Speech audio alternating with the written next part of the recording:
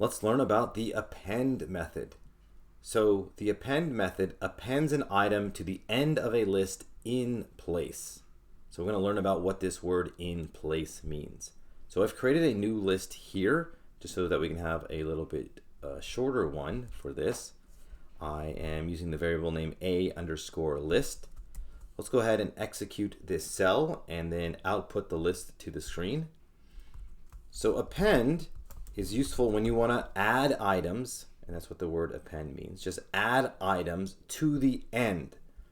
So what we're going to do here is we're just going to append some new item. It can be any type. It could be a float, integer, string, Boolean, whatever. It doesn't matter. Here I'll just put the number 99 at the end.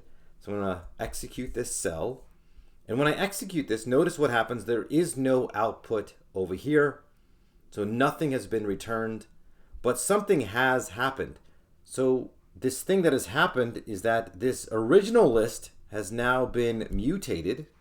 That just means changed in a way that there's a new item at the end. That new item is 99.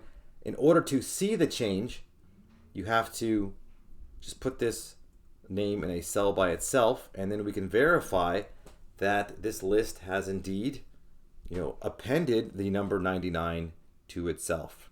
Okay, so that's how append works. It can append anything to the end of the list, even other lists, and that's what the word in place means. So it's mutating the original list that you have created. This is different than how strings work.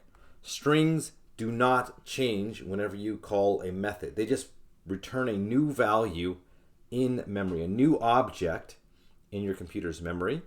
But lists, for the most part, most list methods do work in place, and they usually tell you that they do work in place, although this documentation doesn't.